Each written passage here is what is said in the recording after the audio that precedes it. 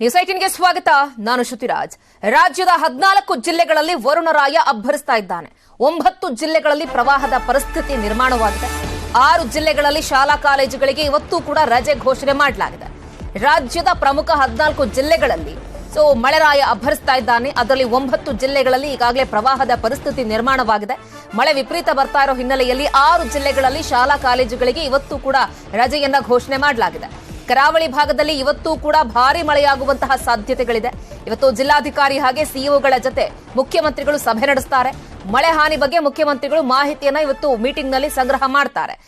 ಕರ್ನಾಟಕದಲ್ಲಿ ವರುಣನ ಆರ್ಭಟ ಯಾವ ರೀತಿಯಾಗಿದೆ ಅನ್ನೋ ಚಿತ್ರಣವನ್ನ ನಾವು ನಿಮ್ಗೆ ತೋರಿಸ್ತಾ ಇದ್ದೀವಿ. ಯಾವ್ಯಾವ ಭಾಗಗಳಲ್ಲಿ red alert, orange alert, yellow alert ಅನ್ನ ಘೋಷಣೆ ಮಾಡಲಾಗಿದೆ ಹವಾಮಾನ ಇಲಾಖೆಯಿಂದ ಅಂತ ಕೂಡ ನಾವು ತೋರಿಸ್ತಾ ಇದ್ದೀವಿ. 9 ಜಿಲ್ಲೆಗಳಲ್ಲಿ ಕಂಪ್ಲೀಟ್ ಆಗಿ ಪ್ರವಾಹದ ಭೀತಿ ಎದುರಾಗಿದೆ.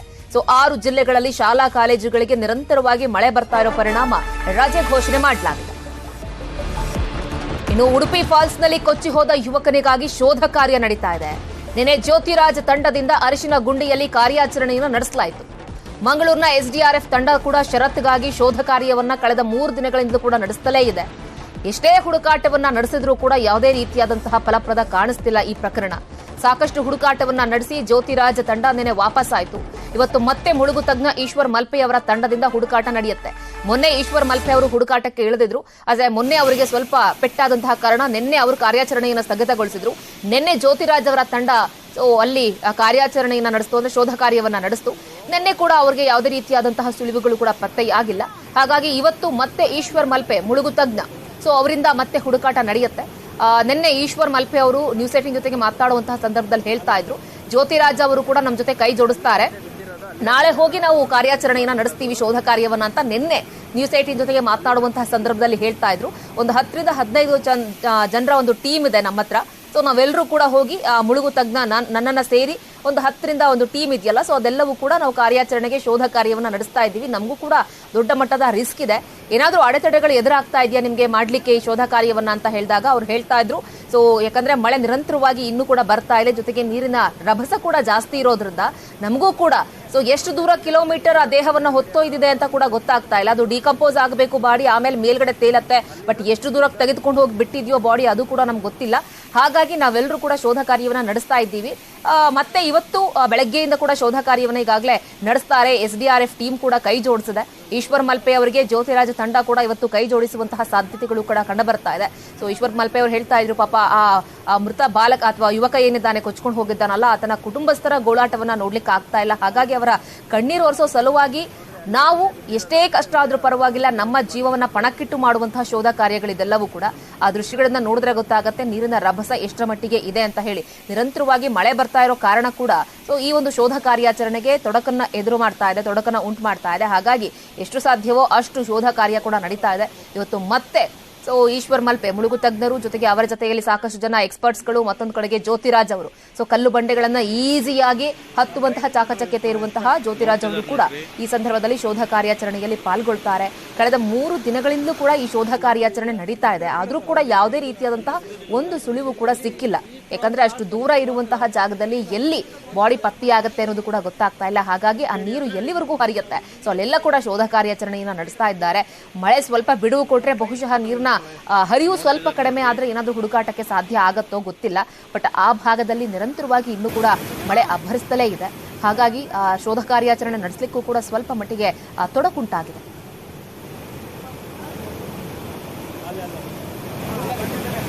ಅಲ್ಲೇ ಅಂತ ಬಿದ್ದಿರೋದು, ಅಲ್ಲೇ ವಿಡಿಯೋ ಅಲ್ಲೇ ಇದು ಮಾಡ್ತಿರೋದು, ಅಲ್ಲಿದ್ದು ಬಿದ್ದಾಗಿ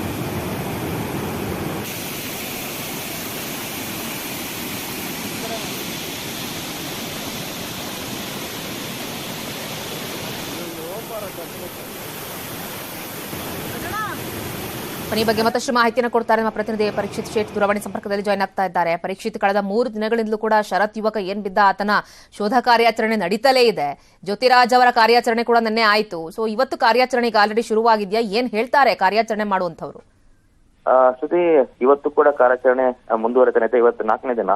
ಇನ್ನು ಕೂಡ ಶರತ್ ಮೃತದೇಹ ಏನು ಸಿಕ್ಕಿಲ್ಲ, ಅಥವಾ ಅಲ್ಲಿ ಎಲ್ಲಾದ್ರೂ ಬಂಡೆ ಅಡಿಯಲ್ಲಿ ಅಥವಾ ಎಲ್ಲಾದ್ರೂ ಸಿಕ್ಕಿ ಬಿದ್ದಿದ್ಯಾ ಅನ್ನುವಂತ ಒಂದು ನಿರೀಕ್ಷೆಯಲ್ಲಿ ಈಗ ಏನು ಈಶ್ವರ ಮಲ್ಪೆ ಮುಳುಗು ತಜ್ಞ ಈಶ್ವರ ಮಲ್ಪೆ ಹಾಗೂ ಜ್ಯೋತಿರಾಜ್ ತಂಡ ಕೂಡ ಸೇರ್ಕೊಂಡು ಮತ್ತೆ ಮಂಗಳೂರಿನ ಎಸ್ಡಿಆರ್ಎಫ್ ತಂಡ ಇವರೆಲ್ಲ ಸೇರ್ಕೊಂಡು ಒಂದು ರೀತಿ ಹುಡುಗಾಟ ನಡೆಸ್ತಾ ಇದ್ದಾರೆ. ನಿರಂತರವಾಗಿ ಹುಡುಗಾಟ ನಡೀತಾನೆ ಇದೆ. ಮತ್ತು ಸ್ಥಳೀಯರು ಕೂಡ ಕೈ ಜೋಡಿಸಿದ್ದಾರೆ. ಮತ್ತು ಅಗ್ನಿಶಾಮಕ ದಳ ಸಿಬ್ಬಂದಿ ಇರ್ಬೋದು, ಮತ್ತು ಸ್ಥಳೀಯ ಪೊಲೀಸ್ ಇರ್ಬೋದು, ಎಲ್ಲರೂ ಕೂಡ ಸೇರ್ಕೊಂಡು ಹುಡುಗಾಟ ನಡೆಸ್ತಾ ಇದ್ದಾರೆ. ಇನ್ನು ಕೂಡ ಏನು ಮಳೆ ಕೂಡ ಒಂದು ರೀತಿ ಅಡ್ಡಿ ಆಗ್ತಾ ಇದೆ. ಆದ್ರೂ ಕೂಡ ಈ ಹುಡುಗಾಟ ಕೂಡ ನಿರಂತರವಾಗಿ ನಡೀತಾ ಇರುವಂತದ್ದು. ಈಶ್ವರಮೂರ್ತಿ ಅವರು ಮುಖ್ಯವಾಗಿ ನೇತೃತ್ವ ವಹಿಸಿಕೊಂಡು ಅಲ್ಲಿ ಹುಡುಕಾಟವನ್ನು ಮಾಡ್ತಾ ಇದ್ದಾರೆ. ಹಗ್ಗವನ್ನ ಕಟ್ಕೊಂಡು ಜಾರಿ ಬಿದ್ದರೂ ಕೂಡ ನಿರಂತರ ಹುಡುಕಾಟವನ್ನು ನಡೆಸ್ತಾ ಇರುವಂತದ್ದು. ಒಟ್ಟಾರೆ 4 ದಿನ ಆಯ್ತು. ಇವತ್ತು 4ನೇ ದಿನ ಕೂಡ ಹುಡುಗಾಟ ನಿರಂತರ ನಡೀತಾನೆ ಇದೆ. ಒಂದು ಸಣ್ಣ ನಿರೀಕ್ಷೆ, ಎಲ್ಲಾದ್ರೂ ಆ ಬಂಡೆ ಅಡಿಯಲ್ಲಿ ಏನಾದ್ರು ಮೃತದೇಹ ಸಿಕ್ಕಿ ಬಿದ್ದಿಯಾ ಅನ್ನೋ ಒಂದು ಸಣ್ಣ ನಿರೀಕ್ಷೆ. ಅದು ಕೂಡ ಎಷ್ಟು ಕಷ್ಟವಾದ್ರೂ ಕೂಡ ಅವರು ದೊಡ್ಡ ತಂಡ ಏನಿದೆ 150-60-70 ಮಂದಿಯ ತಂಡ ಏನು ಅರಿಶಿನ ಗುಂಡಿಯ ಜಲಪಾತ ಸುತ್ತಮುತ್ತ ಮತ್ತು ಬಿದ್ದ ಸ್ಥಳದಲ್ಲಿ ಹುಡುಕಾಟ ನಡೆಸ್ತಾ ಇರುವಂತದ್ದು. ಶ್ರುತಿ. ಓಕೆ ಪರೀಕ್ಷಿತ್, ಥ್ಯಾಂಕ್ ಯು ತಮ್ಮ ಕ್ಷಣದ ಅಪ್ಡೇಟ್ಸ್ಗೆ. ಚಿಕ್ಕಮಗಳೂರಿನಲ್ಲಿ ಮುಂಗಾರು ಮಳೆಯ ಆರ್ಭಟ ಮುಂದುವರೆದಿದೆ. ಸಖರಾಯಪಟ್ಟಣದ ಸಿದ್ರಳ್ಳಿ ಗ್ರಾಮದ ತಾಯಿಹಳ್ಳ ಅಪಾಯದ ಮಟ್ಟ ಮೀರಿ ಹರಿತಾ ಇದೆ. ಇದರಿಂದ 100 ಎಕರೆ ಭತ್ತ, ಅಡಿಕೆ ತೋಟ ಜಲಾವೃತ ಆಗಿದೆ. ಮುಳುಗಡೆಯಾಗಿದೆ ಅಡಿಕೆ ತೋಟ. ನೋಡೋದಕ್ಕೆ ವೃದ್ಧೆ ಹೋಗಿದ್ದಂಥವರು ನಾಪತ್ತೆಯಾಗ್ಬಿಟ್ಟಿದ್ದಾರೆ. ಈ ಹೊಸ ಸಿದ್ರಳ್ಳಿ ಗ್ರಾಮದ 62 ವರ್ಷದ ರೇವಮ್ಮ ನಾಪತ್ತೆಯಾಗಿರುವಂತಹ ವೃದ್ಧೆ. ತಾಯಿಹಳ್ಳದ ಬಳಿ ವೃದ್ಧೆಯ ಚಪ್ಪಲಿ, ಊರುಗೋಲು ಪತ್ತೆಯಾಗಿದೆ. ಬಹುಶಃ ಏನಾದ್ರೂ ಕಾಲು ಜಾರಿ ವಯಸ್ಸಾಗಿದ್ದರಿಂದ ಏನಾದ್ರೂ ಬಿದ್ರ ಏನು ಅಂತ ಇನ್ನೂ ಕೂಡ ಮಾಹಿತಿ ಲಭ್ಯ ಆಗಿಲ್ಲ. ಬಟ್ ಮುಳುಗಡೆಯಾಗಿರುವಂತಹ ತೋಟವನ್ನ ನೋಡ್ಲಿಕ್ಕೆ ಹೋದಂತಹ ಸಂದರ್ಭದಲ್ಲಿ ಆಕೆ ನಾಪತ್ತೆಯಾಗಿದ್ದಾರೆ. ಕೊಚ್ಕೊಂಡು ಹೋಗಿರಬಹುದು ಅನ್ನೋ ಶಂಕೆಯನ್ನು ಕೂಡ ವ್ಯಕ್ತಪಡಿಸುತ್ತಿದ್ದಾರೆ.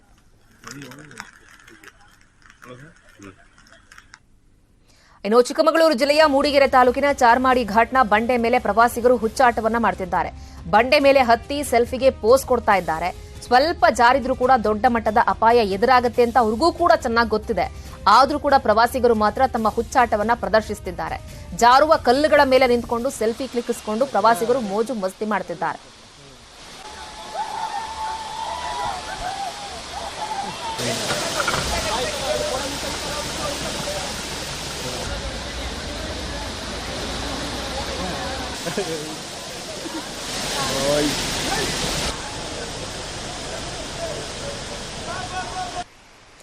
ಚಿಕ್ಕಮಗಳೂರಿನಲ್ಲಿ ಮುಂಗಾರು ಮಳೆ ಆರ್ಭಟಿಸ್ತಾ ಇದೆ. ಗಿರಿ ಪ್ರದೇಶದಲ್ಲಿರುವ ಜಲಪಾತಗಳಿಗೆ ಜೀವ ಕಳೆ ಬಂದಿದೆ.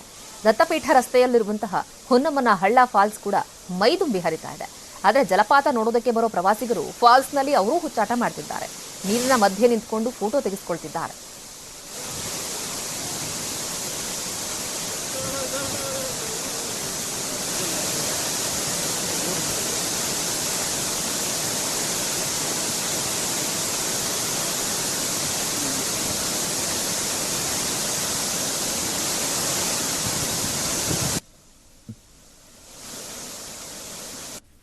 ಹೊನ್ನಮ್ಮನಹಳ್ಳ ಫಾಲ್ಸ್ ಇಂದ ನಮ್ಮ ಪ್ರತಿನಿಧಿ ವೀರೇಶ್ ಮಾಹಿತಿಯನ್ನು ಕೊಟ್ಟಿದ್ದಾರೆ. ಬನ್ನಿ ನೋಡೋಣ. ಮಲೆನಾಡಲ್ಲಿ ಸುರಿಯುತ್ತಿರುವಂತಹ ಧಾರಾಕಾರ ಮಳೆಯಿಂದ ಚಿಕ್ಕಮಗಳೂರಿನಲ್ಲಿ ಈಗ ಭೂಲೋಕದ ಸ್ವರ್ಗವೇ ಎದ್ದು ಕಾಣಿಸ್ತಾ ಇರುವಂಥದ್ದು. ಈಗ ಈ ಚಿಕ್ಕಮಗಳೂರು ಜಿಲ್ಲೆಯಲ್ಲಿ ಒಂದು ರೀತಿಯಲ್ಲಿ ಸ್ವರ್ಗ ಎಲ್ಲರ ಪ್ರವಾಸಿಗರಿಗೆ ಒಂದು ರೀತಿಯಲ್ಲಿ ಮುದ ನೀಡ್ತಿರುವಂಥದ್ದು. ನಾವೀಗ ಚಿಕ್ಕಮಗಳೂರು ತಾಲೂಕಿನ ಹೊನ್ನಮ್ಮನಹಳ್ಳ ಫಾಲ್ಸ್ ಬಳಿ ಇರುವಂಥದ್ದು. ಇದು ನೋಡ್ತಾ ಇರ್ಬೋದು, ಹೊನ್ನಮ್ಮನಹಳ್ಳ ಫಾಲ್ಸ್ ಒಂದು ರೀತಿಯಲ್ಲಿ ಉಕ್ಕಿ ಹರಿಯುತ್ತಿರುವಂಥದ್ದು. ಪಶ್ಚಿಮ ಘಟ್ಟ ಸಾಲಿನಲ್ಲಿ ನಿರಂತರವಾಗಿ ಮಳೆ ಆಗ್ತಿರುವ ಹಿನ್ನೆಲೆಯಲ್ಲಿ ಹೊನ್ನಮ್ಮನಹಳ್ಳ ಫಾಲ್ಸ್ ಉಕ್ಕಿ ಹರಿಯುತ್ತಿರುವಂಥದ್ದು. ಈಗ ಸಾಕಷ್ಟು ಪ್ರವಾಸಿಗರು ಕೂಡ ಇಲ್ಲಿಗೆ ಬರ್ತಾ ಇರುವಂಥದ್ದು ನೋಡ್ಬೋದು. ಅಲ್ಲಿ ಪ್ರವಾಸಿಗರು ಕೂಡ ಏನು ಫಾಲ್ಸ್ನ ಸೌಂದರ್ಯ ಸವಿದು ಖುಷಿ ಪಡ್ತಾ ಇರುವಂಥದ್ದು. ಆಲ್ನೊರೆಯಂತೆ ಮೇಲ್ಭಾಗದಿಂದ ಕೆಳಕ್ಕೆ ಉಕ್ಕಿ ಹರಿತಿರುವಂಥ ಜಲಧಾರೆಯ ಕಣ್ತುಂಬಿಕೊಳ್ಳೋಕ್ಕೆ ಸಾಕಷ್ಟು ಪ್ರವಾಸಿಗರು ಬರ್ತಾ ಇರುವಂಥದ್ದು, ಸೆಲ್ಫಿ ತೆಗೆದುಕೊಳ್ಳುವಂಥದ್ದು.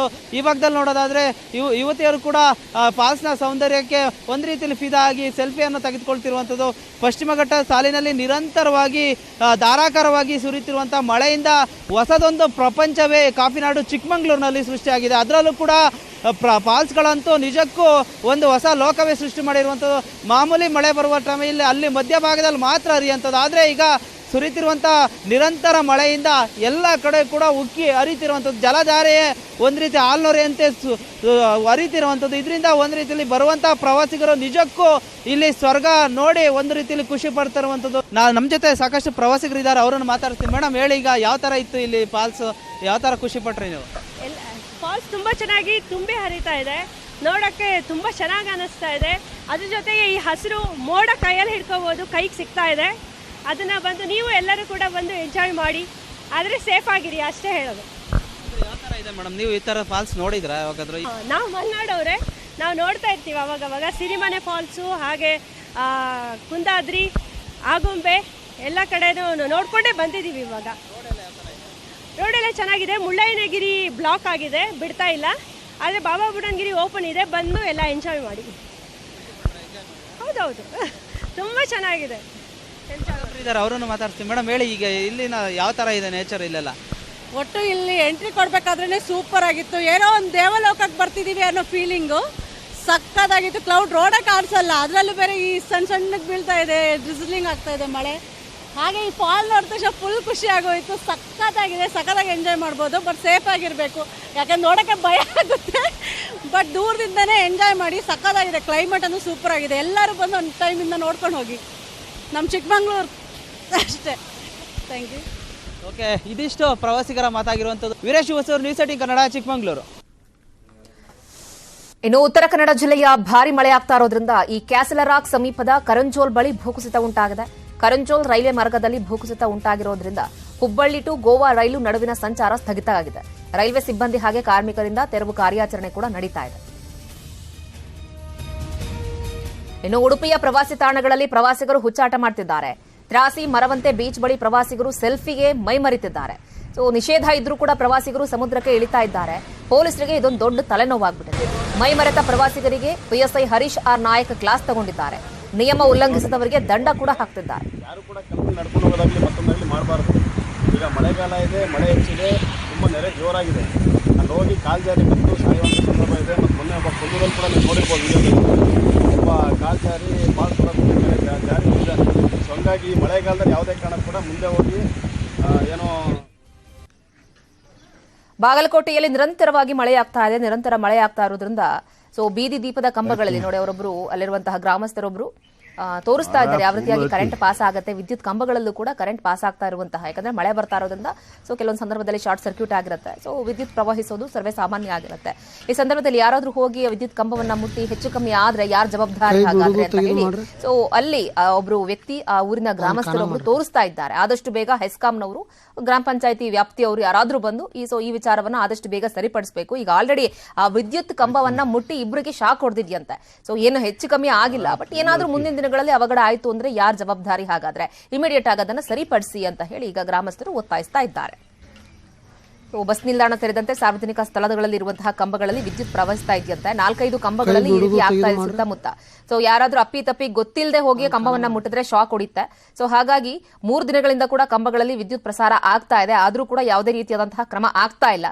ಕಂಬಗಳಲ್ಲಿ ವಿದ್ಯುತ್ ಪ್ರಸಾರ ಆಗದಂತೆ ನಾವು ಹೇಳ್ತಾ ಇದ್ರು ಕೂಡ ಯಾರು ತಲೆ ಕೆಡಿಸ್ಕೊಳ್ತಾ ಇಲ್ಲ. ಆದಷ್ಟು ಬೇಗ ಬಂದು ರಿಪೇರಿ ಮಾಡಬೇಕು ಅನ್ನೋದು ಬಾಗಲಕೋಟೆಯ ಜನರ ಆಗ್ರಹ ಆಗಿದೆ. ಇನ್ನು ಬೀದರ್ ಜಿಲ್ಲೆಯಲ್ಲಿ ಇವತ್ತು ನಾಳೆ ಭಾರಿ ಮಳೆಯಾಗುವಂತಹ ಸಾಧ್ಯತೆ ಇದೆ. ಜಿಲ್ಲಾಡಳಿತದಿಂದ ಹಳ್ಳ ಕೊಳ್ಳಗಳು ತುಂಬಿ ಹರಿತಾ ಇರೋದ್ರಿಂದ ಯಾರು ಕೂಡ ಹತ್ತಿರ ಹೋಗಬೇಡಿ ಅನ್ನೋ ಸೂಚನೆಯನ್ನು ಕೊಟ್ಟಿದ್ದಾರೆ. ಈಗಾಗಲೇ ತುಂಬಿ ಹರಿತಾ ಇದ್ದೆ ಹಳ್ಳ ಕೊಳ್ಳಗಳೆಲ್ಲ ಕೂಡ. ಮಳೆಯಿಂದ ಹಾನಿಯಾದರೆ ತುರ್ತು ಸಹಾಯವಾಣಿಗೆ ಕರೆ ಮಾಡಿ ಅನ್ನೋ ಒಂದು ಸೂಚನೆಯನ್ನು ಕೂಡ ಕೊಟ್ಟಿದ್ದಾರೆ. ಈಗಾಗಲೇ 90% ಭರ್ತಿಯಾಗಿದೆ ಕಾರಂಜ ಜಲಾಶಯ. ಕಾರಂಜ ಜಲಾಶಯಕ್ಕೆ 5,000 ಕ್ಯೂಸೆಕ್ಸ್ನ ಒಳಹರಿವು ಕೂಡ ಇದೆ. ಜಿಲ್ಲೆಯ ಎಲ್ಲ ತಾಲೂಕುಗಳಿಗೆ ಪ್ರತ್ಯೇಕ ಸಹಾಯವಾಣಿಯನ್ನು ಕೂಡ ಮಾಡಿದ್ದಾರೆ.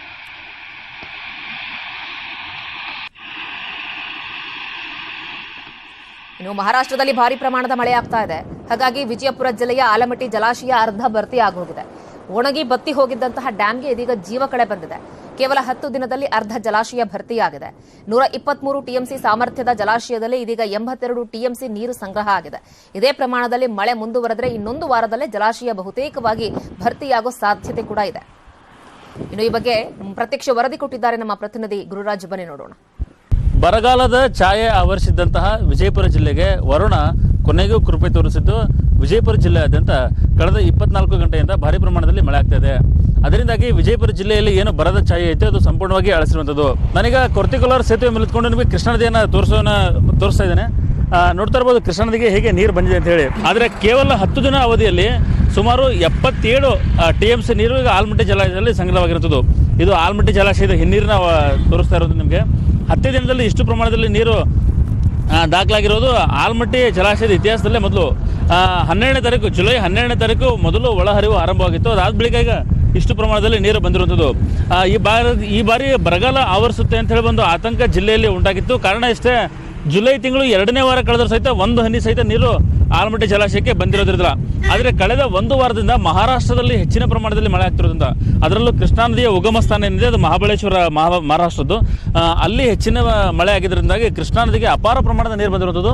ಈಗ ನೀವು ಮುಂಭಾಗದಲ್ಲಿ ಈ ಕಡೆ ಎಡಭಾಗದಲ್ಲಿ ಸಾಲ ನೋಡ್ತಿರ್ಬೋದು, ಸಮುದ್ರದ ರೀತಿ ನಿಮಗೆ ಕಾಣಿಸುತ್ತೆ ಕೃಷ್ಣಾ ನದಿ, ಅಷ್ಟು ಪ್ರಮಾಣದಲ್ಲಿ ನೀರು ಬಂದಿರೋದು.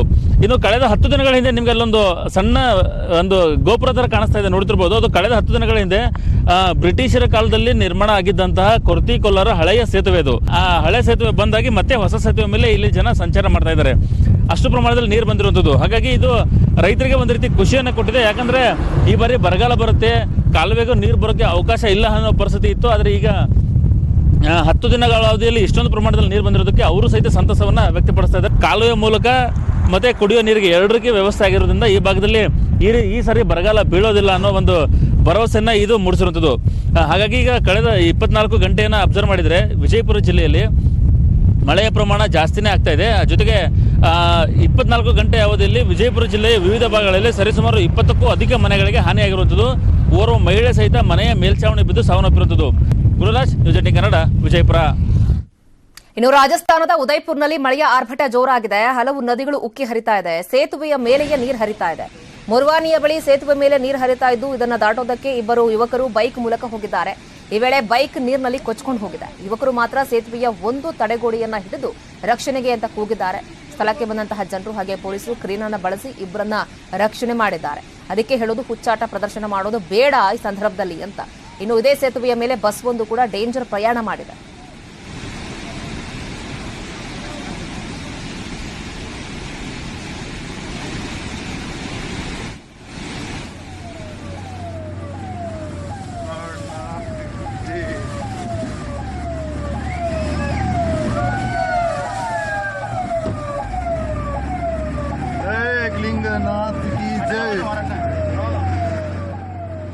ಇನ್ನು ಉತ್ತರ ಪ್ರದೇಶದ ನೋಯ್ಡಾದಲ್ಲೂ ಕೂಡ ಮಳೆ ಆರ್ಭಟಿಸ್ತಾ ಇದೆ. ವರುಣನ ಆರ್ಭಟಕ್ಕೆ ರಸ್ತೆಗಳೇ ಜಲಾವೃತ ಆಗಿವೆ. ಹಿಂಡೋನ್ ನದಿಯ ನೀರಿನ ಮಟ್ಟ ಹೆಚ್ಚಾಗಿದೆ. ಇದರಿಂದ ನೋಯ್ಡಾದಲ್ಲಿರುವಂತಹ ಇಕೋಟೆಕ್ ಪ್ರದೇಶ ಕೂಡ ಜಲಾವೃತಗೊಂಡಿದೆ. ಜೊತೆಗೆ ನೂರಾರು ಕಾರುಗಳು ನೀರಿನಲ್ಲೇ ಮುಳುಗು ಹೋಗಿವೆ.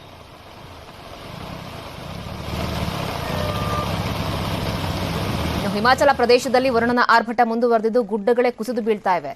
ಬ್ರೋನಿ ನಾಲಾ ಮತ್ತು ಶಿಮ್ಲಾದಲ್ಲಿ ಗುಡ್ಡಗಳು ಕುಸಿತ ಆಗ್ತಾ ಇದ್ದು ರಾಷ್ಟ್ರೀಯ ಹೆದ್ದಾರಿ ಬಂದ್ ಆಗಿದೆ.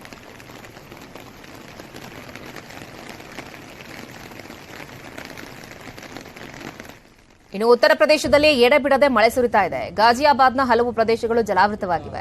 ಹಿಂಡೋನ್ ನದಿ ನೀರಿನ ಮಟ್ಟ ಹೆಚ್ಚಳವಾದ ಹಿನ್ನೆಲೆ ಮನೆಗಳಿಗೆ ನೀರು ನುಗ್ಗಿದೆ. ಪ್ರವಾಹದಲ್ಲಿ ಸಿಲುಕಿದವರನ್ನ ಎನ್ಡಿಆರ್ಎಫ್ ತಂಡ ರಕ್ಷಣೆ ಮಾಡಿದೆ.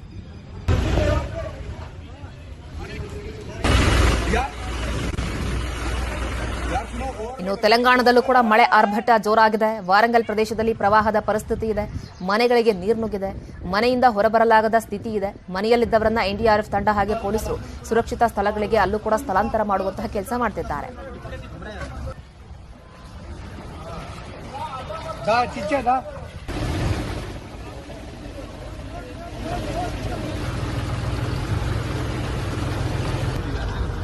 ಬುರ್ಖಾ ಧರಿಸದೇ ಇದ್ರೆ ಬಸ್ ಅನ್ನ ಹತ್ತೋದಕ್ ಬಿಡಲ್ಲ ಅಂತ ಹೇಳಿ ಚಾಲಕ ಇಲ್ಲಿ ವಾಕ್ಪ್ರಹಾರವನ್ನ ನಡೆಸಿದ್ದಾರಂತೆ. ಸೊ ಆ ಒಂದು ಆರೋಪ ಕೇಳಿ ಬರ್ತಾ ಇದೆ ಶಾಲಾ ವಿದ್ಯಾರ್ಥಿನಿಯರಿಂದ. ಸೊ ಶಾಲಾ ವಿದ್ಯಾರ್ಥಿನಿಯರ ಜೊತೆಗೆ ಬಸ್ ಚಾಲಕ ಕಿರಿಕ್ ಮಾಡಿದ್ದಾನೆ ಒಂದು ಆರೋಪ. ಬುರ್ಖಾ ಧರಿಸದೆ ನೀವು ಬಸ್ ಹತ್ತೋದಕ್ಕೆ ನಾನು ಬಿಡೋದಿಲ್ಲ ಅಂತ ಹೇಳಿ ಆ ಡ್ರೈವರ್ ಗಲಾಟೆ ಮಾಡಿದ್ದಾನಂತೆ. ನೀವು ಬುರ್ಖಾದ ಹಸ್ಕೊಂಡೇ ಬರಬೇಕು ಅಂತ ಹೇಳಿ ಡ್ರೈವರ್ ಹೇಳ್ತಿದ್ದಾನೆ ಅಂತ ಹೇಳಿ ಇದೀಗ ಆತನ ವಿರುದ್ಧ ಗಂಭೀರ ಆರೋಪ ಕೇಳಿ ಬರ್ತಾ ಇದೆ. ಕಲಬುರಗಿ ಜಿಲ್ಲೆಯ ಕಮಲಾಪುರದ ಓಕಳಿ ಗ್ರಾಮದ ಬಳಿ ಆಗಿರುವಂತಹ ಘಟನೆ ಇದು. ವಿದ್ಯಾರ್ಥಿನಿಯರನ್ನ ಬಸ್ನಿಂದ ಕೆಳಗಿಳಿಸಿದ್ದಾನೆ ಚಾಲಕ. ಈ ಸಂದರ್ಭದಲ್ಲಿ ಶಿಕ್ಷಕರು ಹಾಗೆ ಬಸ್ ಚಾಲಕನ ಮಧ್ಯೆ ಮಾತಿನ ಚಕಮಕಿ ಕೂಡ ನಡೆದಿದೆ. ಈ KA 38F1074 Basava Kalyan to Kalaburagi ಮಧ್ಯೆ ಹೋಗುವಂತಹ ಬಸ್ನ ನಂಬರ್ ಇದು. ಸೊ ಈ ಬಸ್ನಲ್ಲಾಗಿರುವಂತಹ ಘಟನೆ ಏಕವಚನದಲ್ಲೇ ಬೈದು ನಮ್ಮನ್ನ ಚಾಲಕ ಕೆಳಗಿಳಿಸಿದ್ದಾನೆ ಅಂತ ಹೇಳಿ ವಿದ್ಯಾರ್ಥಿನಿಯರು ಆರೋಪ ಮಾಡಿದ್ದಾರೆ. ಆದ್ರೆ ಬಸ್ ಕೆಟ್ಟು ಹೋಗಿದೆ, ಅದಕ್ಕೆ ಬಸ್ ನಿಲ್ಲಿಸಿದ್ದೇನೆ ಅಂತ ಚಾಲಕ ಸಬೂಬ್ ಹೇಳ್ತಿದ್ದಾನೆ. ಸ್ಕೂಲಿಗೆ ಪೈಲೆ ನೀವು ಬರೋದು ಕಲೀರಿ. ಪೈಲೆ ನೀವು ಮಕ್ಕಳಿಗೆ ಸ್ಕೂಲ್ ಬರೋದು ನೀವು ಬರೋದು ಕಲೀರಿ. ಆಮೇಲೆ